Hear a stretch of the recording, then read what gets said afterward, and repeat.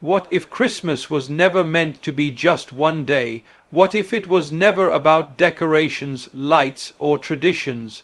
What if Christmas is not something we celebrate once a year, but someone who enters our lives forever? On this 25th of December, the world remembers a birth, but today we look deeper beyond the date, beyond the season, to discover the truth that changes everything. Essa is not part of Christmas. Essa is our Christmas. Christmas is not a date written on the calendar.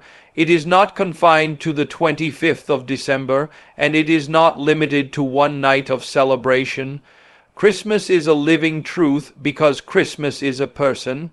When we reduce Christmas to a festival, we empty it of its power.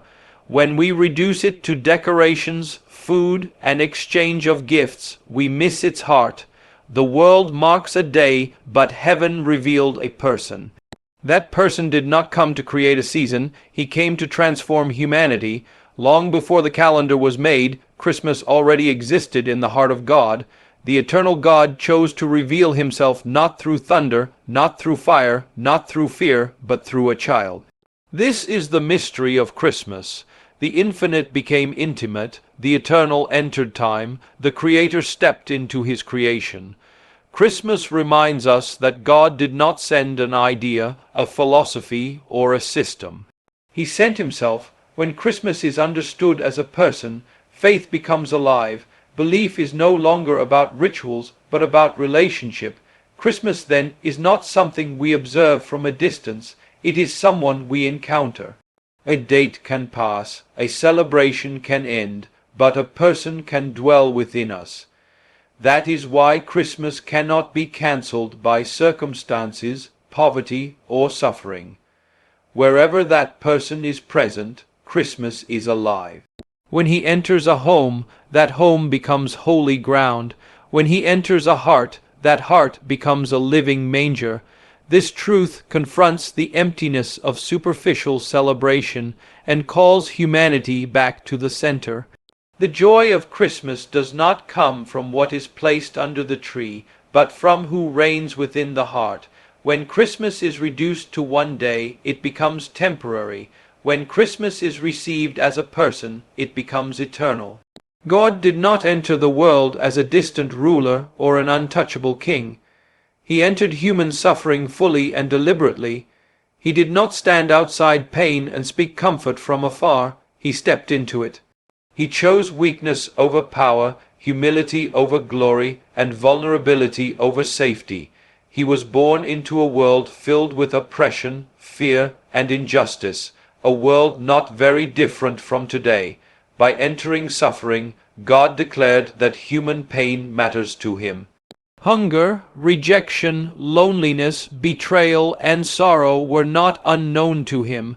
From the manger to the cross, suffering was not avoided but embraced. This reveals that salvation is not escape from reality, but redemption within it. God did not come to pretend suffering does not exist. He came to confront it from the inside. By taking on flesh, he took on human limitations. By living among the poor, he identified with the forgotten.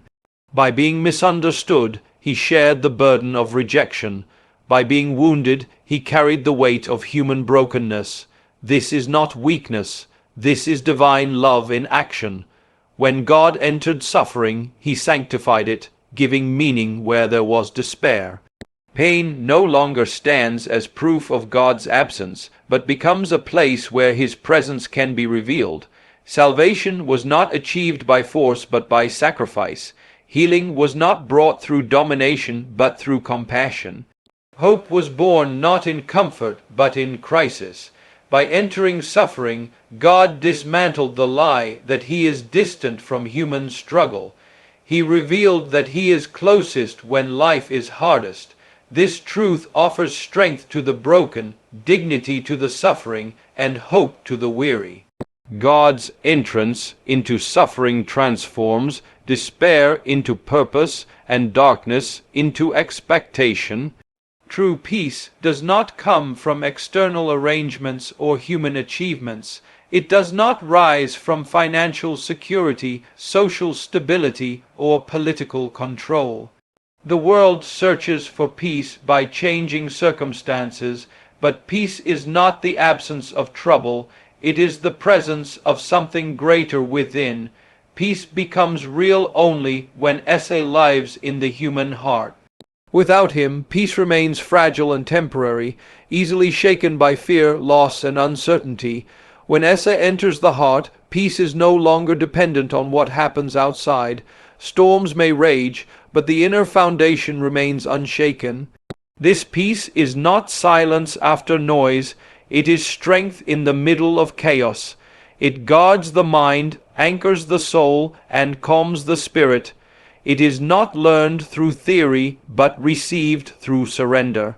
When Esse reigns within, fear loses its authority, guilt loses its grip, and anxiety loses its voice. The heart that hosts him becomes a sanctuary where peace dwells continually.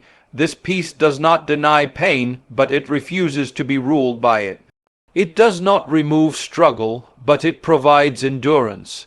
It is a peace that remains even when answers are delayed and outcomes are uncertain. Many chase peace by escaping reality, but true peace walks through reality with confidence. It does not come from control, but from trust. When Esse lives in the heart, peace becomes a living presence, shaping thoughts, guiding decisions, and transforming reactions. It teaches patience instead of panic, faith instead of fear, and hope instead of despair. This peace cannot be manufactured, borrowed, or imitated. It flows from an inner union that changes the way life is faced. The heart that receives Esse no longer searches endlessly for peace, because peace has found its home. When Esse lives in us, time itself is transformed. Life is no longer divided into sacred days and ordinary days, because his presence sanctifies every moment. Christmas is no longer limited to a season, it becomes a way of living. Every day carries meaning when he walks with us through ordinary routines and hidden struggles. Work becomes service, relationships become opportunities for love, and challenges become places of growth. When Esse lives in us, light travels with us into dark places. His compassion shapes our responses, his forgiveness reshapes our attitudes, and his humility reshapes our identity. Daily life becomes a continuation of his presence rather than a separation from it. Joy is no longer dependent on celebration but on communion. Hope does not rise from good news but from a faithful presence within. When Esse lives in us, faith moves beyond words into actions. Love becomes visible through patience, kindness, and mercy. Every encounter becomes an invitation to reflect what lives inside. The heart becomes a living witness, and life itself becomes a message. Ordinary moments carry eternal weight, because his life flows through ours. Every day becomes meaningful not because it is perfect, but because it is shared with him. Time no longer rushes toward emptiness, it unfolds with purpose. Living with Esse within transforms routine into calling and existence into testimony. His presence reshapes priorities, softens hardened hearts, and restores broken perspectives. Life becomes a continual expression of his birth within us, unfolding quietly yet powerfully through daily obedience, unseen faithfulness, and consistent love. Christmas reveals a God who chose closeness over distance and humility over glory. It reminds us that Christmas is not a moment in time but a living presence. God did not remain far from human pain. He stepped into it, carrying our weakness, our struggles, and our brokenness. In doing so, he showed that suffering is not ignored but redeemed. Peace, therefore, is not found by changing the world around us, but by allowing Esse to live within us. When he dwells in the heart, fear loses its power and hope takes root. Life itself is transformed, days are no longer ordinary, moments are no longer empty, and faith becomes visible through love, forgiveness, and compassion.